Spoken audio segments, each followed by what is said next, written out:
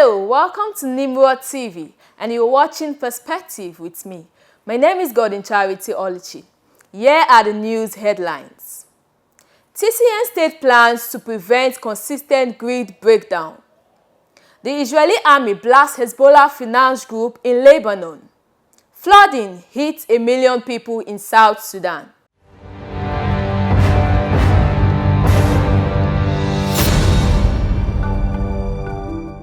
The Transmission Company of Nigeria, TCN, has stated that it will introduce a backup system to avoid national power outage following a national grid failure. The managing director of TCN, Sule Abdulaziz, concluded that a recurring grid failure was due to the outdated infrastructure which has been in place for more than 50 years. Abdulaziz revealed that TCN are currently implementing the scatter system across the whole network funded by the World Bank. The project will take 2 years to be completed, and 70% of the work has been done. The Transmission Company of Nigeria is making great progress in upgrading the country power grid. Almost a month ago, they celebrated a project milestone with the World Bank in Abuja, where they disclosed that the project is 70% completed. This project aims to reduce the frequency of system disturbances and power outage. According to reports, the government might not have enough funds for the project, but TCN has been in partnership with private organizations to source for funds. The Honorable Minister is currently working with the presidency to meet with approval the plan to have a super grid. This means that if there is a fault in one transmission line, an alternative line can be activated to ensure uninterrupted service. But for now, there is no other line to switch onto if there is a problem. The managing director of TCN has stressed the need for continuous investment in electricity generation and transmission infrastructure. He stated that the increasing expenditure of electricity reflects the challenges of power production, acknowledging that Nigerians in band apparently enjoy 24 hours electricity. Abdulaziz claimed that electricity in Nigeria remains more affordable than in neighborhood countries like Chad, Mali, Burkina Faso, and other African nations. I hope that power will be fully restored in Nigeria soon. Moving on to the Israel-Hezbollah news. The Israeli army blasts HEZBOLLAH finance group in Lebanon.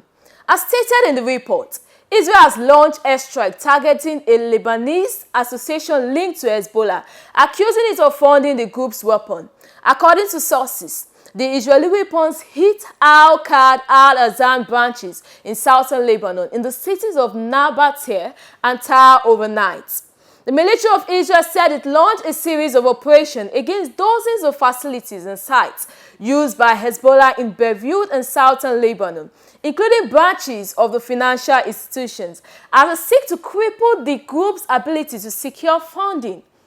Al-Qad al-Azan was accused by Israel for funding the Hezbollah terror activities, including purchase of weapons and payment to its fighters.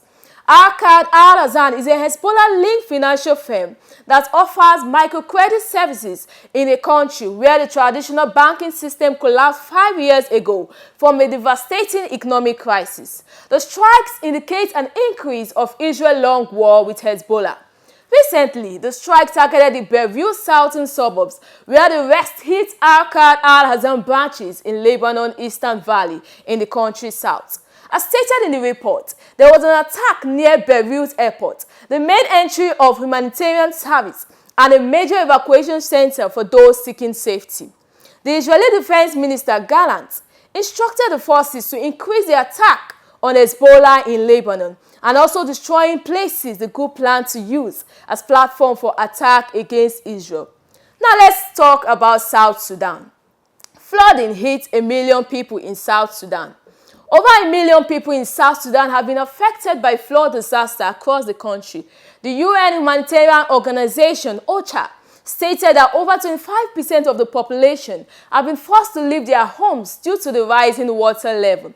It further stated that thousands fled to higher ground seeking refuge, but the increasing rainfall have made it difficult to aid delivery. This is one of the most severe flooding that South Sudan has experienced in recent decades.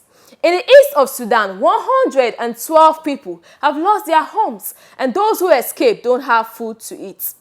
The Director of Relief and Rehabilitation, Joseph Inyao, announced that citizens should vacate the areas threatened by flood and move to higher ground for safety since the water level keeps increasing.